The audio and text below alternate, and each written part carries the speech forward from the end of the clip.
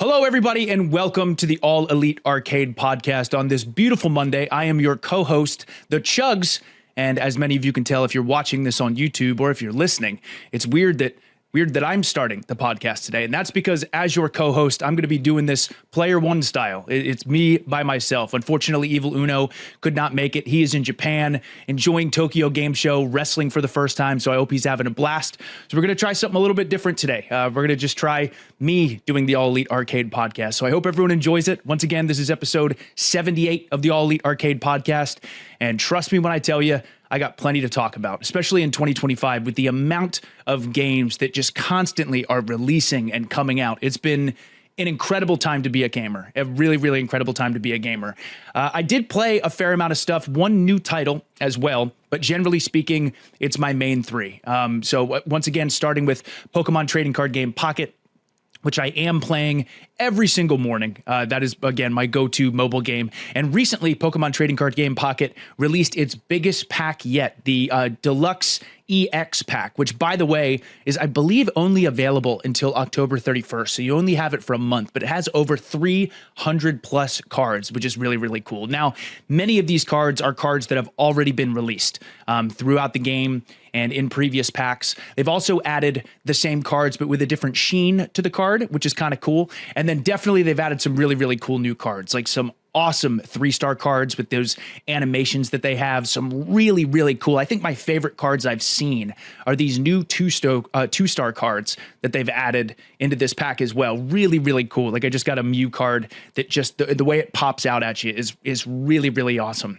And one of the cool things too about this is they've added these theme packs where obviously there's decks that can be pre-built for you. And with these theme packs, they've added all these different scenarios, whether it be, there's this one pack where it's Charizard, Blastoise, and Venusaur all in the same pack. So you're having to use 3 different energies, 3 different strategies as you go along. I'm really, really enjoying it. It's really cool. I don't know if I'm going to be able to collect all 300 plus cards in this new deluxe pack, but I'm going to try. I'm going to try my absolute best. So once again, if you love Pokemon, give Pokemon Trading Card Game Pocket a chance. I know many of you are playing this already, but I can't stop, everybody. I can't stop. It's maybe my favorite mobile game of all time. And speaking of favorite games, as many of you know, I stream on Twitch at twitch.tv/thechugs. Generally speaking, I go through a 5-game cycle. I like to play a wide variety of video games because I love a wide variety of video games. But at the moment, what I've been playing, of course, is Clare Obscure, Expedition 33, and also Hollow Knight Silksong as well. So once again, both of these games have been such a joy. I'm going to start with Clare Obscure Expedition 33, and I've said this before and I'll say it again, so I apologize if I sound like a broken record. I'm not going to say any story discussion whatsoever about Clare Obscure Expedition 33. This game is an absolute masterpiece that I believe everyone should enjoy for the first time. Obviously, some people don't like to play, and you should then watch someone play it and experience it for the first time because it's such a absolutely beautiful game. Specifically with this last stream I did on Clare Obscure Expedition 33, I think I started crying within the first, minute, 2 minutes. It was like right away, just immediately pulling at your heartstrings, immediately. So again, such an absolute joy to play this game and experience this game. I'm loving as well too, and I'll get into this about Silksong as well, but I really appreciate and love, again, that sense of exploration within this game. That's one of the biggest things for me. For example, I won't even go into any spoilers really, but I was doing something that seemed incredibly optional and like not important at all. It was one of those things where, if you find this thing while you're walking along, cool, collect it, but it's not a big deal if you don't bother with this. It's a big deal. I got halfway through these collectibles that seemed rather insignificant in the grand scheme of things, and I unlocked this incredible new ability that allows me to access so many different areas, so many different sections. So immediately my brain is going, oh my God, I got to go back here and I got to check here. So that like almost Metroidvania aspect of Clare Obscure Expedition 33. There's not been a single time that I've explored or looked around and not been rewarded, whether it be that juicy lore, whether it be an awesome boss fight, a really, really cool new Pictos. It's been so incredible. It's been really awesome. And again, I don't want to go into anything story-wise because Expedition 33 is just such an absolute masterpiece, but I'm enjoying it so much. I'm also really enjoying their ability to build character relationships. I think I've mentioned before that all the voice actors and voice actresses in Expedition 33 have done a wonderful job at expressing themselves and becoming these characters and making you feel the emotions that the characters are going through. But the thing I'm so impressed with is just these characters' interactions with one another. They do such a great job in such a short amount of time to get me to not only care about the characters individually, but to care about their relationships, their friendships that they're building. Because again, going into a situation like this, the most challenging time of their entire life, they have one more year to figure this out before who knows what's going to happen to them and the rest of mankind. So the connection that they've built through this trauma and through this just unbelievable journey that they go on, and then seeing like little moments of them being blown away by the spectacle of what they see, and like having never experienced interacting with these creatures or these things or these environments, and then also seeing them at their absolute lowest points, but bringing themselves back up and going through this together. Expedition 33's writing and delivery of voice acting lines has done such an amazing job, like I said, at building these relationships. I think it's the best I've seen in a really, really long time. I know I mentioned this in a previous episode of the All Elite Arcade podcast, but even the dialogue, the way that they talk over each other, the emotion that they exude when they're going through these things is so realistic. It's absolutely amazing. It is such a joy to watch, such a joy to experience, and I can't wait. I think I'm still very early in this game. I'm still in Act 2. I haven't even gotten past that point. I have no idea how many acts there are. So I don't know what kind of ride I'm in for. But again, every person I've talked to has finished the game, said it's their game of the year. And I can tell you personally, as I'm enjoying this, it certainly is going to be in that conversation. So Expedition 33, enjoying it so much. I'm so glad as well that I decided to stream this. I am not playing this game whatsoever off stream. So I'm getting to experience it with everyone in chat, which I love. That's my favorite way to experience a video game for the first time. But the other game I am streaming, I am also playing off stream because I just can't help myself. That, of course, being Hollow Knight Silksong. So there's been a really interesting thing I've noticed. And once again, I'm not going to go into any heavy story spoilers or anything like that. But speaking of acts, I am also in Act 2 of Silksong with my own personal file that I'm playing on my Steam Deck. In addition to that, I'm doing a fresh playthrough on the Switch 2 that I'm doing on stream. I'm much farther in my Steam Deck playthrough, my personal playthrough. But yeah, I think I'm getting very close to finishing Act 2, and I'm so blown away by how large this game is. It keeps getting bigger and bigger and bigger. Every time I think, okay, this has got to be it, I realize that I'm not even close. The amount of things I've discovered, the amount of things I do discover in just a couple hours of playing this game is so fascinating. I'm constantly unlocking new equipment and gaining some more lore and some knowledge and all these really, really cool traversal tools and abilities. And again, for example, I just unlocked, in minor mechanic spoilers here, but I just unlocked this really cool weapon where I have like a little robot that flies beside me and attacks on its own the enemies, which is really, really cool. So, and there are, to anyone who's listening, to anyone who's played it, you understand, but if you've not played it, I mean, there are just so many options here, whether that be to help you with traversal. Like, for example, I recently unlocked this one.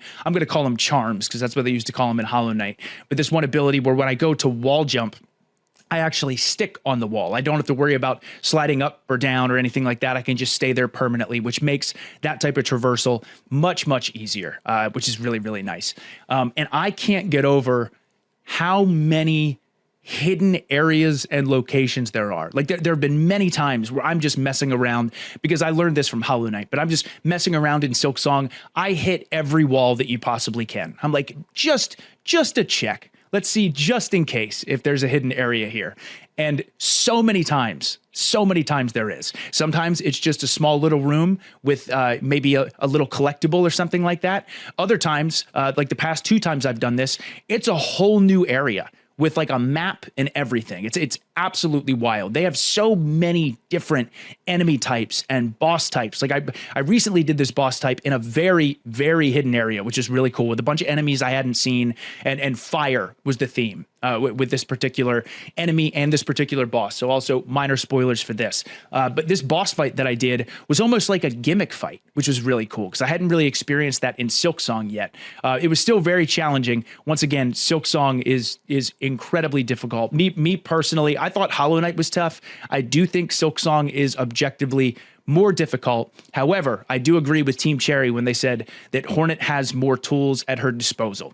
And what I'm really noticing about the difficulty in Silksong, and I find this fascinating, another reason I'm really enjoying playing the game twice in two different ways. I'm playing my Steam Deck version of Silksong, and then I'm playing my streamed version on the Nintendo Switch 2. I noticed how much I'm used to using these abilities, whether that's dash or wall jump or pogoing, based on getting different crests and things like that. And that really helps my maneuverability and the way that I'm able to execute damage and things like that. So when I go to my Switch 2 version of playing the game and I don't have those abilities, I'm struggling because I'm so used to being able to use these really, really cool movement abilities and doing more damage, having the ability to output more DPS as the time goes on. So then when I go back to the Switch 2 version and I have practically nothing, I'm struggling more on playing through those areas again with no abilities than I am with some of the mid-game stuff in Silksong. Now, don't get me wrong, I am certainly dying a lot when it comes to bosses and things like that, but it really is so important that Hornet uses all those tools at her disposal. So again, Silksong has been just an absolute joy to play. Two easy Game of the Year contenders in Expedition 33 and Hollow Knight Silksong. I know you've heard me talk about it time and time again. You've heard Evil Uno talk about it time and time again, and I'm sure we will continue to as well. But as mentioned, because it is 2025, and this has been one of the most unbelievable years in video game history, in my opinion, with constant new releases, my backlog is just absolutely out of control. But I did want to make sure that I played a new game, and that game was Silent Hill F. So I am a massive Silent Hill fan. I thought Blooper Team did an unreal job with Silent Hill 2 remake. The original Silent Hill 2, regarded as a lot of people's favorite Silent Hill ever. And I thought Blooper Team just did an unreal job. But we have a new Silent Hill game from Konami, that being Silent Hill F, set in the 1960s Japan, which was really, really cool. And let me tell you, I got the chance to play it a little bit with my brother, and it's awesome. This is absolutely more Silent Hill. Like with the enemy designs, it's very much body horror oriented. The way the enemies move and shake around is so creepy. The sound design is absolutely unbelievable. There's more Silent Hill maps. I've always really enjoyed the Silent Hill maps, how it like updates in real time and it looks kind of like a real map or a real location. You get more of that in Silent Hill F. But I think one of the most interesting things here is the combat, actually, because that was discussed with there being a stamina bar and things like that. It's very interesting, the risk reward of deciding how you want to fight these enemies. First and foremost, I have noticed, if you can, lots of times you should just run. It's not like you get rewarded for defeating these enemies. If anything, you could just really, really lower your durability, because again, on these weapons that you pick up, whether it's planks or steel pipes or knives, all of these have a durability meter. Now, you do have the ability to pick up an item called a toolkit that helps you repair a massive amount of that durability. So you're going to want to keep your eye on that because you will run through weapons quickly, especially if you're fighting a lot. But when you're in a situation where you do have to fight these enemies, you have to make a decision on if you want to do a light attack or a strong attack. Now, what I've noticed is when you do a light attack, you can't just walk in and fight an enemy and spam R1. You can't do that over and over again because there's no stagger to these enemies at all then. And you will get hit, you will take damage, and you definitely have to keep an eye on your health. But if you use R2 or a strong attack, you're more vulnerable and it takes you a little bit. But when you hit the enemy, most of the time it staggers them. And that gives you a window to come in with light attacks to then hopefully defeat and destroy the enemy. So it definitely took me a little bit to get used to the timing and also the distance at which I charged towards the enemy, because I didn't want to get too close to where they could hit me. But oftentimes I was maybe too far away and I needed to get a little bit closer. Then obviously too, you can keep an eye on your stamina bar so you can dodge. Dodging is incredibly effective, but that stamina, it drains quickly, which I love because I think it adds so much tension to the horror aspect of this game, which is really, really cool. In addition to having a stamina bar and obviously focusing on doing light attacks or heavy attacks, you also have a sanity meter in Silent Hill F, where if you are too scared or too overwhelmed, your character will literally stop and shake her head and not be able to do anything. Like it isn't able to dodge, isn't able to hit the enemy. It's a really, really cool concept and a really cool idea added to this Silent Hill universe. I'm really enjoying the game so far. I got to a point where I actually did a boss fight, which was super, super fun. Really, really cool. The story is shaping up to be something really special. I'm not even close to finishing the game, but again, for those that like the super out there ways of the Silent Hill universe and the Silent Hill franchise, I think you're going to like this one. I think it's really, really cool. And the tension is high. There's so many little elements, like, again, minor spoilers. This is very, very early in the game. But the team did such a great job of building tension in very organic ways. And what I mean by this is, for example, there was a point where you walk into a house and you walk in and it's not complete silence. You hear a light bulb flickering. You hear maybe footsteps upstairs, but it's still quiet compared to the streets. You walk around, you don't see anything. You walk around, you don't see anything. You see a door right in front of you though. And you're like, okay, I want to get out of this house. You go to get out of the house and it says, you need a key. The door's locked. So you go, all right, well, I got to keep exploring this house. You're looking around a little more. You find some hidden stairs. You go up those stairs, and you're looking around in this room, and all of a sudden you see a face with a key sticking out of it. And you're like, okay, I'm going to go to grab this key. Right as you go to grab it, complete silence. There's no audio. Then you take out the key, you turn around, and a monster, super high volume, busts through the wall. And you're like, oh my God, this is close quarters. I got to get out of here. My durability's low. I know I got a key. The door downstairs needed a key. So you run downstairs, go to leave the door with the key. It's not that door.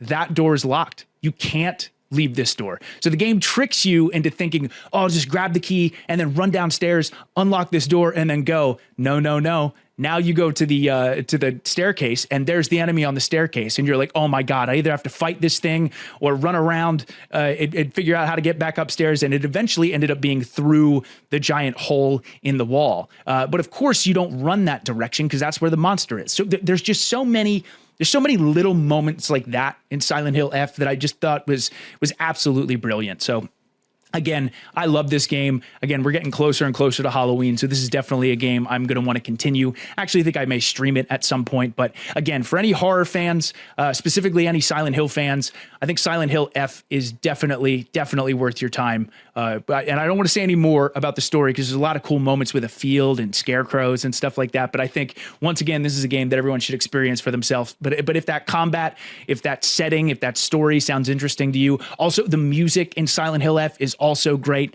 just very Silent Hill-esque, which I really appreciate. But those were the main games actually that I played. However, I did get the chance to watch quite a few games, or a couple of games as well. I've mentioned before, my brother is a huge gamer, and I've recently got a puppy. So sometimes when I'm not able to game and I have to watch my puppy, I'll watch him play at the same time. And I watched him play two different games, one of them being Baby Steps, which was an absolute riot to watch. Baby Steps looks so fun. The physics in that game are absolutely hilarious, but so realistic. The setting just looks amazing for what that game is trying to accomplish as far as physics-based challenges and also laughter. Baby Steps knocks it out of the park. Me and my brother were laughing so hard. So that's one that I'm going to want to try myself. but one that I was not laughing at, and which, by the way, not laughing in a bad way at baby steps. That was the intention. But one game I was not laughing at was Hades 2. So I played a little bit of Hades 1. Really, really enjoyed it. But honestly, I've never gotten super into a roguelike or a roguelite. And I know so many people are so excited about this game. The reviews have come in. People are raving about Hades 2. And let me tell you, after watching it, I think this is going to be the first roguelike game that I get really, really into. Again, it very much, from the outside looking in, looks like more Hades, but better. Again, the art style is still there. The amazing boss fights and areas are still there. The amazing abilities and weapons that you can unlock are still there. What I really appreciated about watching my brother play Hades 2 was just every run he did was so different. He got so many different things. You know, for example, he got one particular weapon like 3 runs in that he was hoping he was going to get again, but then he never got that again. He got different stuff and then found out he liked this new thing that he got, whether it's fire damage, ice damage, lightning damage, so much different stuff you can do in this game. So again, Hades 2 looks gorgeous. It sounds gorgeous. It seems like the best of the best when it comes to roguelike games, so I can't wait to jump into Hades 2. I think I'm going to end up getting that on my Switch too. I feel like that would be such a fun handheld game to play. But that was pretty much it as far as games that I both played, games that I got the chance to really look at and watch. The only other thing I wanted to mention is when this drops, just a few days ago, Ghost of Yotei has come out, and I still have not gotten the chance to get my hands on Ghost of Yotei. Ghost of Tsushima is one of my favorite original Sony IPs that I have ever played. I am so excited to play Ghost of Yotei. I'm hoping next week's episode with me and Evil Uno, I'll be able to talk about my experience with Ghost of Yotei. But I think I mentioned this before, is I did get a PlayStation 5 Pro recently. And one of the biggest reasons is I wanted my first PS5 Pro game to be Ghost of Yotei. From the videos I've seen, the game looks and runs unbelievably well on a PlayStation 5 Pro. It looks like an absolute gorgeous game. I thought Ghost of Tsushima was absolutely beautiful. And similar to Hades and Hades 2, Ghost of Yotei seems like it's more better versions of Ghost of Tsushima. So I am very, very excited to check out Ghost of Yotei. Hopefully I'll be able to talk about that more next week, especially getting to play it on the PS5 Pro. I just need to get that bad boy all set up. But that's been about it for me as far as games that I played this week. But when we come back, we not only have the news of the week, but I'm going to do the producer quiz by myself. So we'll see how this goes. And we'll be back right after this.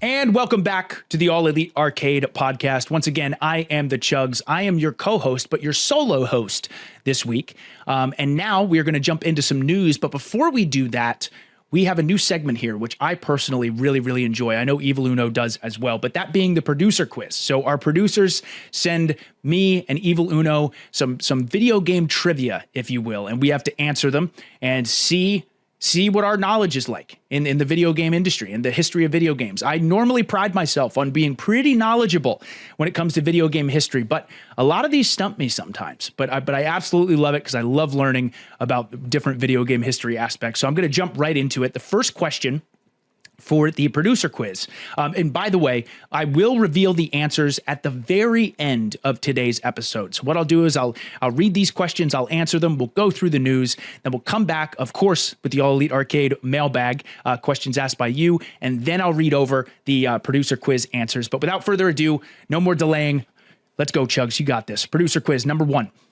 In what game could you order a real-life pizza from Pizza Hut to your home? Is the answer A, Unreal Tournament, B, The Sims Online, C, EverQuest 2, or D, Serious Sam The First Encounter? Oh. Okay. This is going to be a complete guess for me. There's a part of me that's thinking The Sims Online. That would be really, really cool. Or EverQuest 2. That's another one that comes to mind. But you know what, everybody?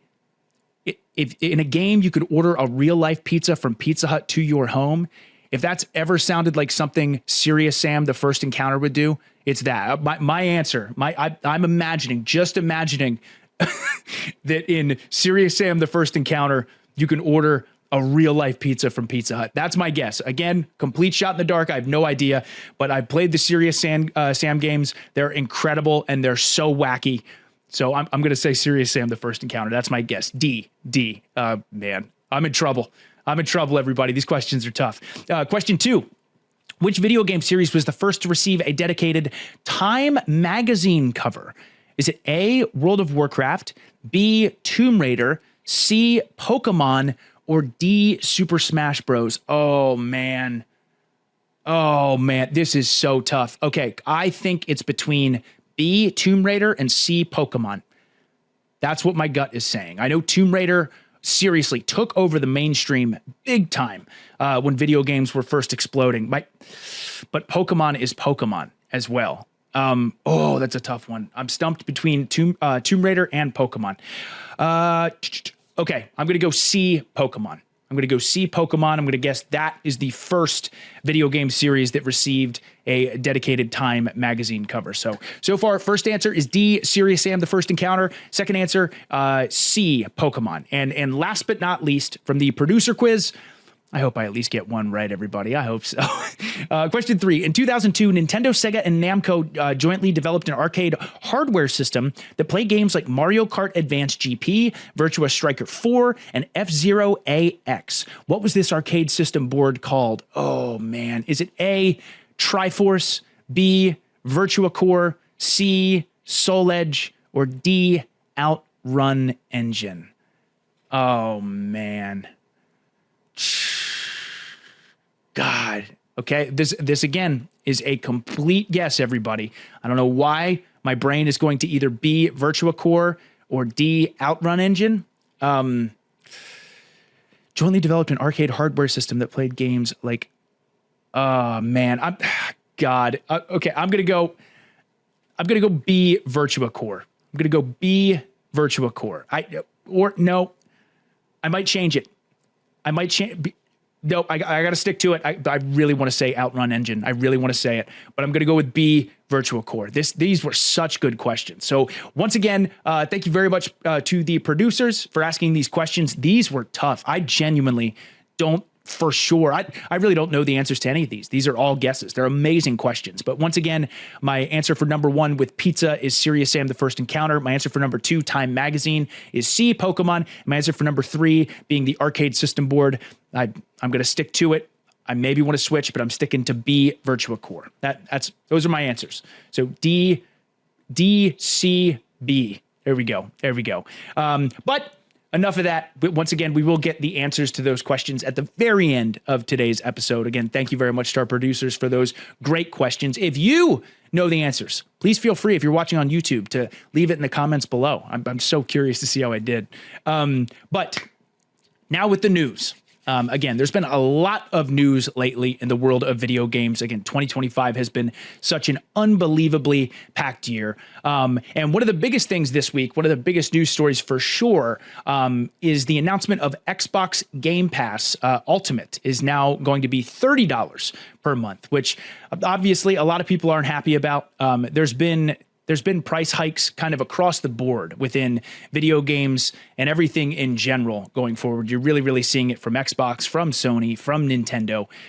But obviously the price hike to Xbox Game Pass Ultimate to being $30 per month has gotten some people pretty bummed. I, for one, again, of course, having a price hike is never something that everyone is looking forward to. I still stand by, though, that Xbox Game Pass Ultimate is just such an incredible deal. It really, really is. I mean, the game library that you get, the access to games that you have, really is unbelievable. I still think, even with this price hike, it is one of the best deals in gaming, especially with Ultimate, with the access of being able to play it on your Xbox and on PC as well, and especially, too, with the Xbox handheld coming out very soon. I'll be curious to see how many people end up getting Game Pass from that as well. So obviously, this is a bummer, something that no one was really, really looking forward to. I still think Game Pass generally is a very, very good deal, but it'll be interesting to see kind of the the fallout from this, and if it actually really does affect people who end up signing for Xbox Game Pass Ultimate. So we will see. But there's some very positive news, very positive news that involves Halo. So once again, anyone who knows me knows that I am an absolutely massive Halo fan. I've said it before, I'll say it again. The Halo franchise is what made me obsessed with video games. That's the franchise that made me truly fall in love with this genre of entertainment, this medium that we call video games. I love it so much thanks to Halo. And we're getting some news on Halo's future very soon, which is very exciting. It looks like there's going to be an event that's going to take place on October 24th. And it has been announced that they're going to make some sort of news and some sort of announcements on the future of Halo. Obviously, it's been discussed that there's some more multiplayer projects in the works as well. But the big rumor is that we're going to get a Halo Combat Evolved remake, which would be so cool, so unbelievably cool. Again, Halo Combat Evolved really made a lot of people fall in love with first-person shooters, made a lot of people get into online gaming on consoles. So the idea of getting a new Halo or a remake of Halo Combat Evolved has me very excited. Again, in the world of gaming now, with the amount of remakes we are getting constantly, has been such a joy. I've said it before, is one of the coolest things about the world we live in now is, as far as getting access to retro stuff, it's never been easier. As far as amazing new IPs that are being released all the time, that's never been more accessible. And of course, getting remakes to titles that people really love. Like, for example, Final Fantasy VII Remake, Resident Evil 2 Remake, Silent Hill 2 Remake as well. Like, so Metal Gear Solid 3 Remake. There's so many awesome remakes of amazing games. And I'll tell you, if we got a remake of Halo Combat Evolved, I am all for it. Of course, I definitely want to see what the future of Halo looks like as far as releasing new titles and things like that. But a remake of that original game would be so awesome. If you're as excited as I am about that, please let me know in the comments. I can't wait. I hope the rumor is true. I really hope the rumor is true. And that was some Xbox news, but now jumping forward a little bit to some PlayStation news. This is just a point to make here. Sony says that PlayStation 5 is the most successful PlayStation generation ever, making $136 billion in sales so far. That's unbelievable. Absolutely unbelievable. The PS5 generation making more money than ever, that being $136 billion in sales. So Sony is doing well. Sony's got to be feeling great. Again, they've got some, and especially too, coming up here with Saros and Wolverine, and obviously Ghost of Yotei just dropping. We're getting a lot of really huge Sony first-party titles. So to know that Sony is doing this well just makes me happy. I want to see Xbox do well, PlayStation do well, Nintendo do well, Steam. I want video games to do well. So to read something like this just makes me so pumped. And speaking of hype about PlayStation and being pumped, recently Sony did have a state of play that was awesome. It was so good. Once again, Xbox recently had that showcase at Tokyo Game Show, which I really enjoyed. Thought it was an awesome show. The first Nintendo Direct for the Switch 2 also happened recently. They knocked it out of the park. Well, Sony had to do well, and Sony did well, really well. It was an awesome showcase, awesome state of play. I think it was only about 40 minutes, but man, they packed in some incredible announcements and also some incredible titles that I actually want to go through a little bit today. I have a list here because they announced a lot of really cool stuff. First and foremost, they started off with a gameplay reveal of Saros. So recently, maybe 6 months to 9 months ago, we got the cinematic trailer for this game, and it looked really cool. It had a lot of people very excited for this game. Well, we did get the chance to see it in action, and it looks incredible. The setting looks amazing. The gunplay looks amazing. Again, very much that Returnal vibe to it for anyone who's played Returnal. It was an awesome start to their state of play. And Saros looks really incredible. It looks action-packed. It looks fun. It's definitely a game I'm going to be picking up day one. Saros looks like it's going to definitely knock it out of the park. Also, we got an announcement for Zero Paradise for Dead Spies, which is very cool. Also, Microsoft Flight Simulator is coming to PlayStation 5.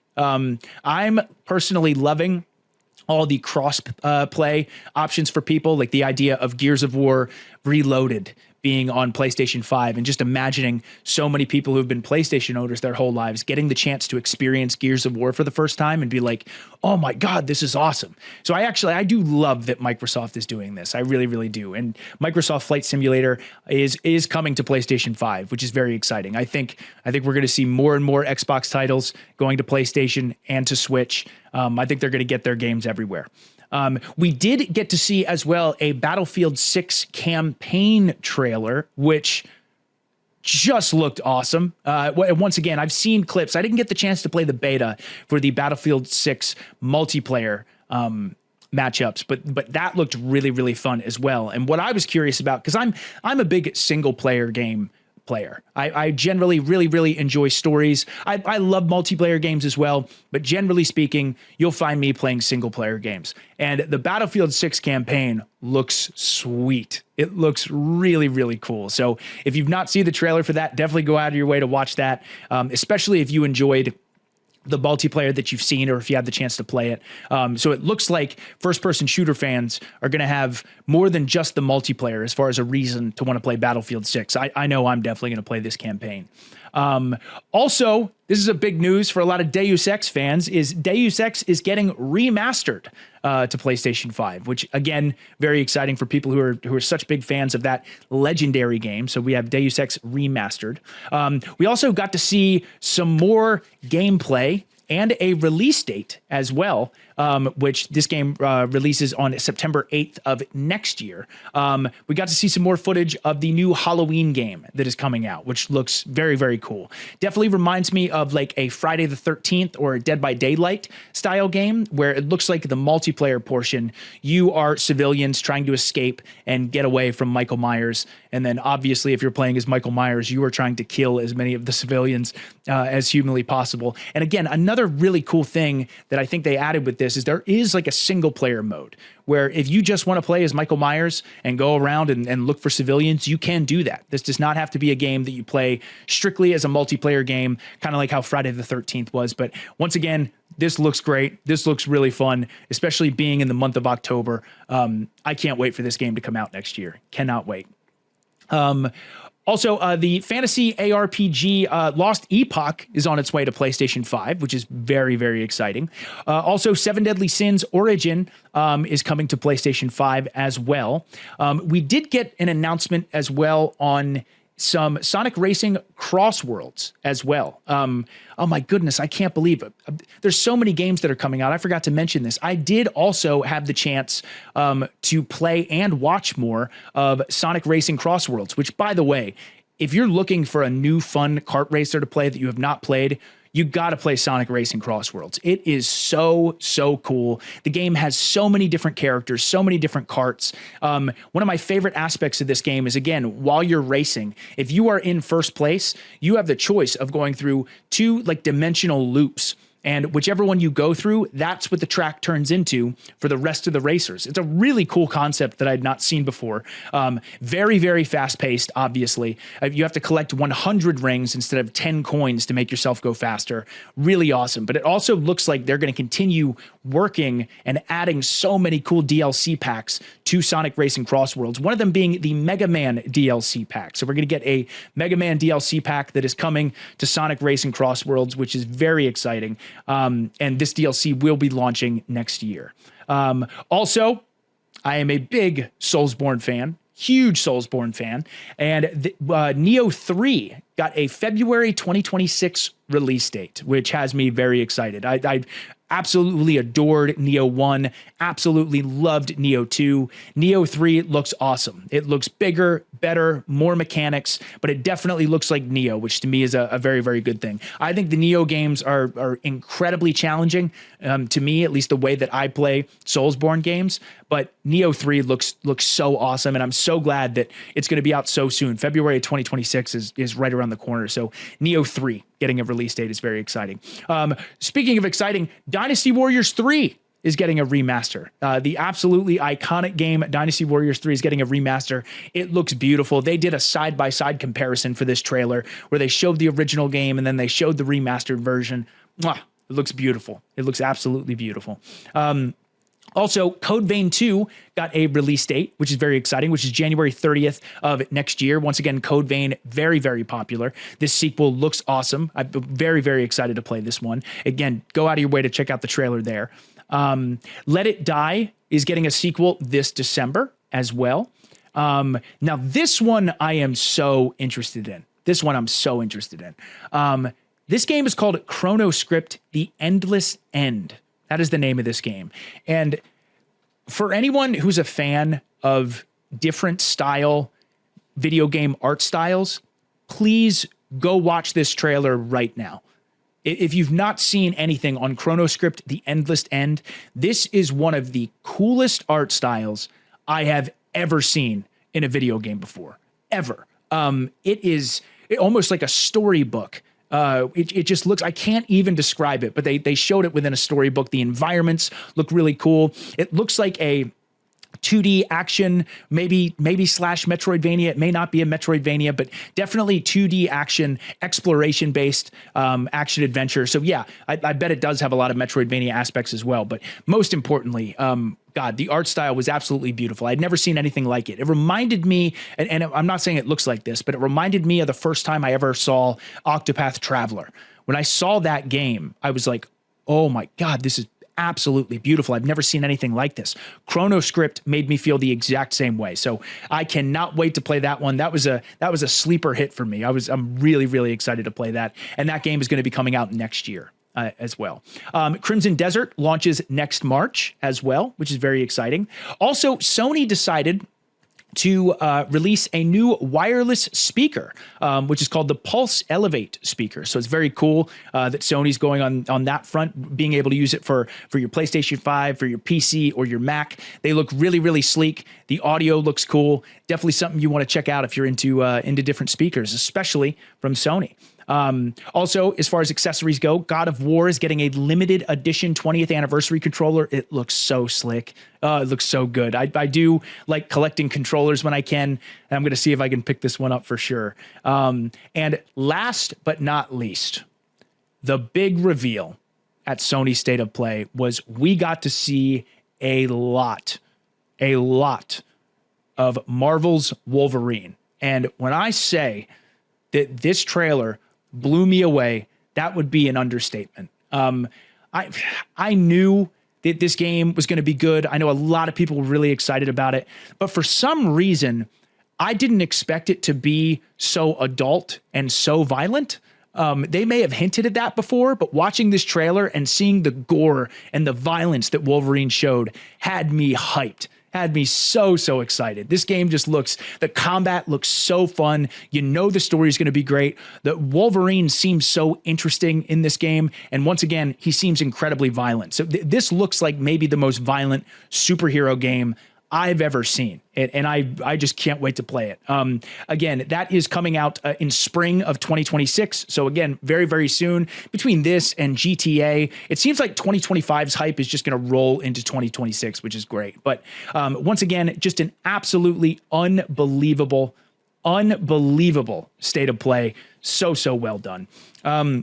And then just some general notes here is we do very soon have the 43rd Golden Joystick Awards coming up very, very soon. That's going to be live streamed globally on Thursday, November 20th at 2025. There are quite a few games that are being listed here. A lot of cool nominees. Like, for example, just a couple of them is Best Storytelling. The games that are Our nominees are Clare Obscure Expedition 33, Silent Hill F, Blueprints, Mafia the Old Country, Lost Records, Bloom and Rage, and the 100-line Last Defense Academy. They have Best Multiplayer Game, Best Visual Design, Best Indie Game, Still Playing Award, Best Remake or Remaster, Studio of the Year, Best Game Expansion, Audio Design, Soundtrack. pretty much a category for anything and everything in regards to video games. And the cool thing about the Golden Joystick Awards is this is public voted.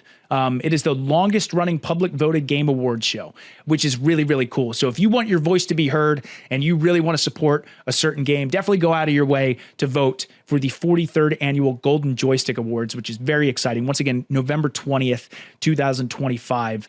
That award show is happening. I definitely want to make sure I watch that. I may even try to live stream that one. And then some other small notes.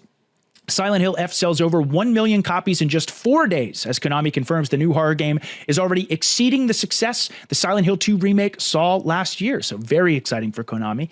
And that is about it for the news today. That is about it. There were a couple of other small news pieces, but I know I do have to keep moving along here. In addition to the amazing amount of news that we got, we do have one more segment, and that is the All Elite Arcade, the arcade mailbag questions that you have sent in that I'm going to answer today. So we will be right back for the arcade mailbag right after this.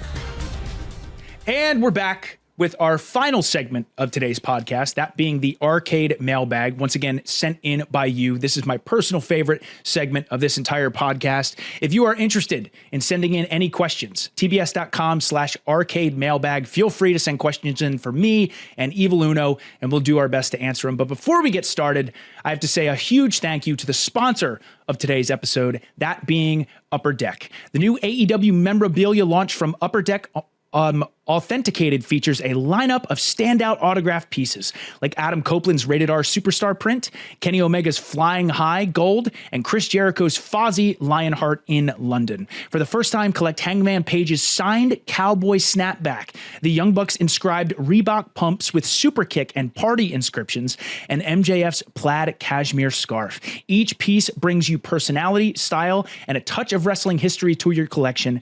Please visit upperdeckstore.com or click the link in the show notes to grab yours today. And also with Upper Deck, we do have these amazing new metal cards that are available at Upper Deck. These are some of my favorite that I've seen because all of them have that really cool shine to them. And I'm going to go through a pack here right now. First and foremost, we have a Kyle Fletcher card right here. We have a Dustin Rhodes card. Ooh. Oh, that is a cool Swerve Strickland card. Very cool. And then Hangman Adam Page. There we go. There's Camille and Claudio. Claudio, good pack. Good pack. Once again, please visit upperdeckstore.com for anything and everything that you can imagine. Some of the coolest stuff you can find. And again, a huge thank you to Upper Deck for sponsoring today's episode. Really, really appreciate it.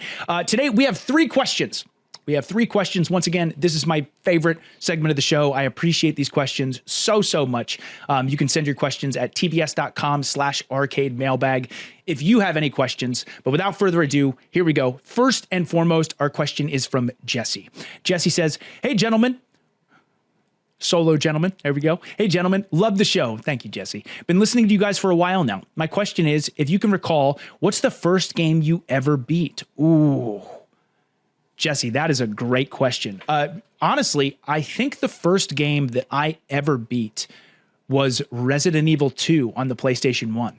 So I had played a lot of video games before this. Again, I started with the Sega Genesis, playing a ton of Road Rash, Streets of Rage 2, Sonic 2. I also had a Super Nintendo with Super Mario World and Donkey Kong Country and Mario RPG, just so many amazing games. But often as a kid, I would play a lot of these games, but never finish them. And I'm 99% sure the first game that I played and actually finished and saw credits was Resident Evil 2, which is kind of wild. You know, up to that point, I would just play games for a little bit and then stop and play something else, or I would be distracted or what have you. But yeah, Jesse, I think the first game I ever beat start to finish was Resident Evil 2. That's a great question. I'd have to really think about that, but that's the one that's coming to mind for sure. So great question. Next up, Bill. Bill, thank you for the question. Bill says, "Hey, Chugs and Uno.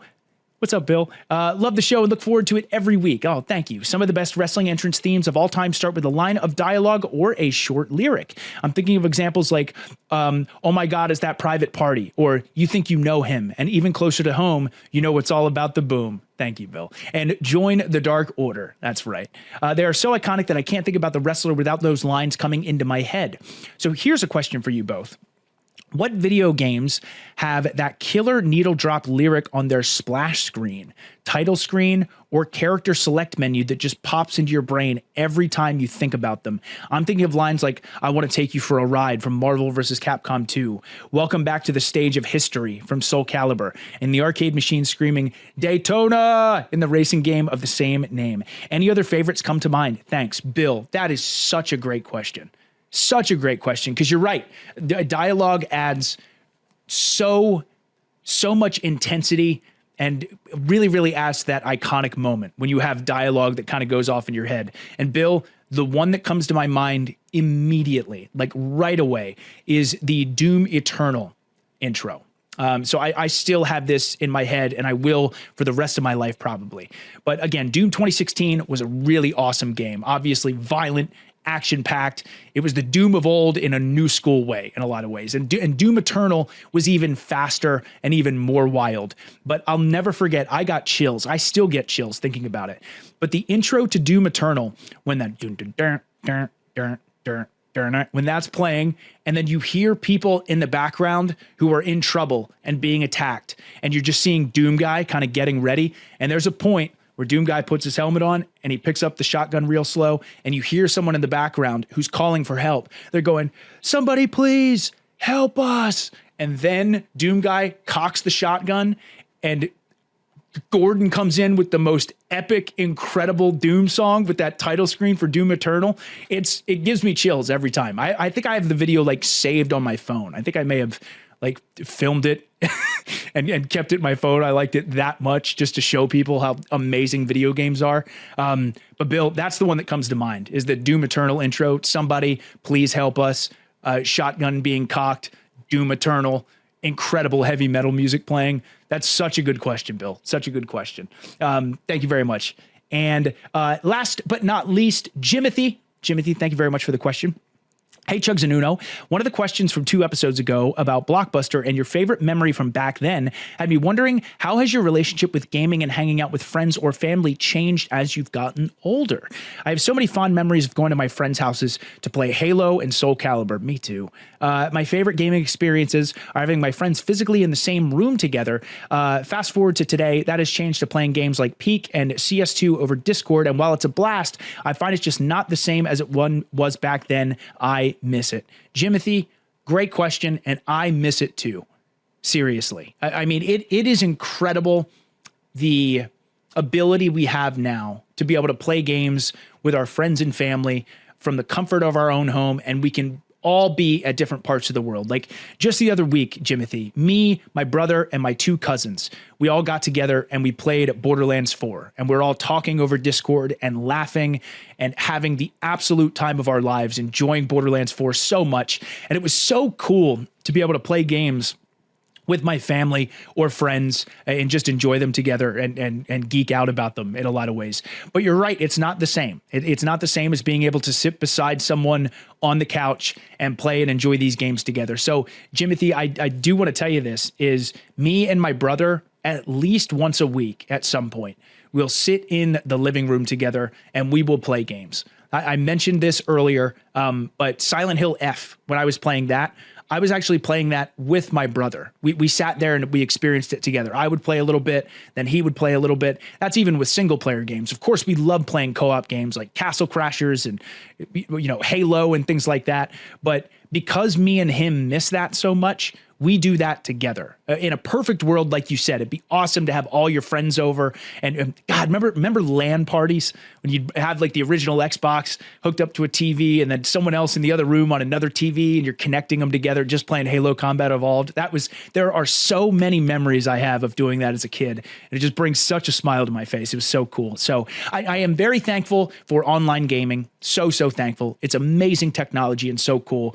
But me and my brother both make sure, because we love that so much, that lots of times we like to experience games together on the couch, even if it's single player games. So that's such a great point. And that is it as far as the community mailbag questions, the arcade mailbag questions. Again, these were all such good questions. Everybody, I'm sorry that Uno was not here to give his answer for these, but I hope my answers were all right. Again, these are awesome questions. If you would like to ask a question here on the All Elite Arcade podcast, once again, tbs.com/arcade mailbag. Feel free to send in your questions. Again, I love answering them. Uno loves answering them as well. And before we go, we do have to find the answers for the producer quiz. Let's see how I did. So there's a final page. I'm going to scroll down and let's see how I did. Oh, okay. I won't say it yet. I didn't do so hot. Anyway, okay. The first question was, in what game could you order a real life pizza from Pizza Hut to your home? I said D, Serious Sam the first. I said D, Serious Sam the first encounter. The answer was EverQuest 2. EverQuest 2 is the answer, so I was not correct, not even close. In February 2005, EverQuest 2 ran a promotion with Pizza Hut to allow players to order pizza from within the game. Players could type pizza /pizza into the chat bar, which would open the online ordering section of the Pizza Hut website. That's incredible. That's absolutely incredible. Oh my God. But question 2. So far, one incorrect. Question 2, which video game series was the first to receive a dedicated Time magazine cover? I was correct. The answer was Pokemon. So one correct, one incorrect. The answer was Pokemon. In November 1999, the cover of the magazine was taken over by Pokemon. The issue also had an article that warned parents that Pokemania might be addictive and bad for children. Oh, very interesting. Very, very interesting. All right. So drum roll, everybody at home. This is the last one. Let's see if I got this one correct. In 2002, Nintendo, Sega, and Namco jointly developed an arcade hardware system that played games like Mario Kart Arcade GP, Virtua Striker 4, and F-Zero AX. What was this arcade system board called? I guessed B, Virtua Core. The answer was A, Triforce. So 2 incorrect, 1 correct. Triforce. Developed jointly by Sega, Nintendo, and Namco, the Triforce is based on the Nintendo GameCube video game console to reduce developmental costs and allowed for arcade ports of home console games and vice versa.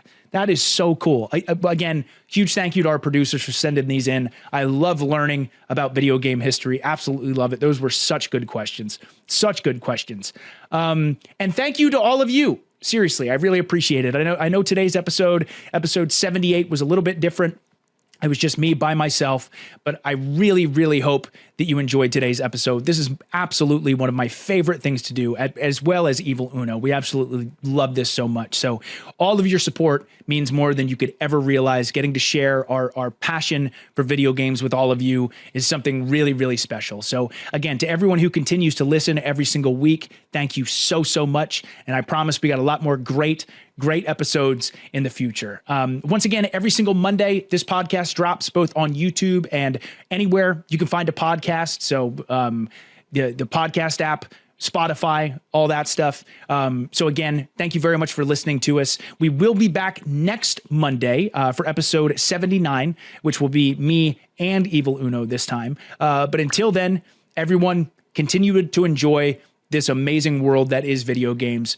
I hope everyone has an absolutely amazing week, and I can't wait to see you next Monday for some more All Elite Arcade podcast. Take care, everybody.